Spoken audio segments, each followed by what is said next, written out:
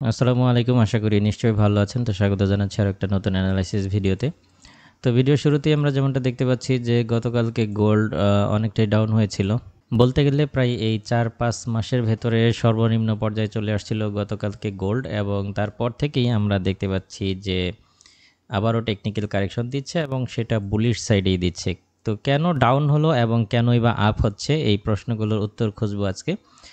আশা করছি ভিডিওটা স্কিপ না করে শুরু থেকে শেষ পর্যন্ত দেখবেন। মূলত ডাউন হয়েছিল ডোনাল্ড ট্রাম্পের বাণিজ্য নীতি কিংবা চীনের সাথে শুল্ক কমানোর যে ব্যাপারটা, এই নিউজগুলোর পর থেকেই আসলে ডাউন হওয়া শুরু হয়েছে। তবে গতকালকে যে ডাউনটা আসছিল সেটা আসছিল মূলত সিরিয়ার উপর থেকে আমেরিকার নিষেধাজ্ঞা তুলে নেওয়ার যে ইচ্ছা প্রকাশ ডোনাল্ড ট্রাম্প করেছে মধ্যপ্রাচ্য সফরে, ওই নিউজটার পর থেকেই আসলে বেশ খানিকটা ডাউন হয়েছে। তাহলে প্রশ্ন হচ্ছে আবার পুনরায় আপ হলো কেন?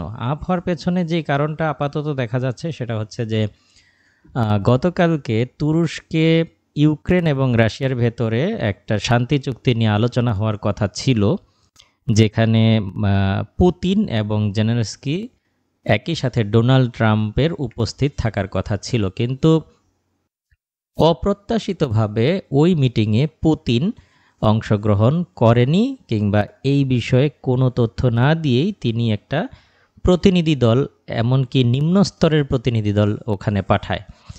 তো যার ফলে ভূরাজনৈতিক উত্তেজনা কমার আশঙ্কা কমে যায়। মূলত এই নিউজটা আসার পর থেকেই মার্কেটটা ধীরে ধীরে আপ হতে শুরু করে।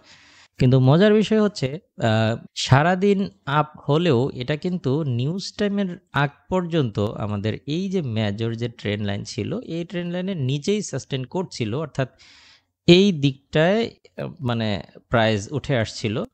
কিন্তু যখন পিপিআই এর ডেটাগুলো রিলিজ হলো, ওই পিপিআই ডেটাগুলো থেকে মার্কেট মানে ডেটাগুলো অনেকটাই অ্যাভারেজে ডলারের জন্য নেগেটিভ আসায় এই ট্রেন্ড লাইনটা ক্রস করে দিয়ে প্রাইস উপরে চলে যায়, এবং এখন পর্যন্ত প্রাইস উপরেই সাস্টেন করছে। এখন বিষয় হচ্ছে যে তাহলে গোল্ডের পরবর্তী লক্ষ্যমাত্রা কি হতে পারে? নিঃসন্দেহে এটা বলার অপেক্ষা রাখে না, গোল্ডের পরবর্তী লক্ষ্যমাত্রা অবশ্যই বুলিশ। যদিও নিম্ন স্তরের কিছু প্রতিনিধি নিয়ে ইউক্রেন রাশিয়া যুদ্ধবন্ধের জন্য তুরস্কে আলোচনা হচ্ছে, যদি ওই সমস্ত আলোচনা থেকে কোনো পজিটিভ ব্যাপার উঠে আসে, যুদ্ধবন্ধ বা বিরতির বিষয়ে, সাময়িক বিরতি হলেও এটা মার্কেটকে পতন করবে।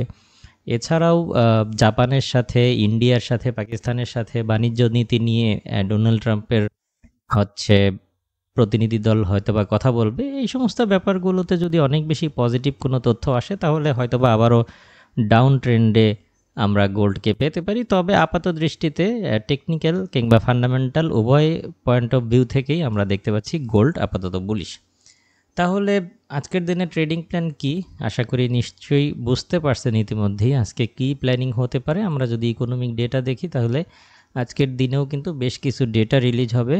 তো বিশেষ করে এখানে বিল্ডিং পারমিট, বিল্ডিং রিলেটেড যে নিউজগুলো, এগুলো চলে আসবে, এবং কনজিউমার সেন্টিমেন্টের নিউজটাও কিন্তু আজকে চলে আসবে। এটা সবথেকে বেশি গুরুত্বপূর্ণ আজকের দিনের জন্য এই নিউজটা।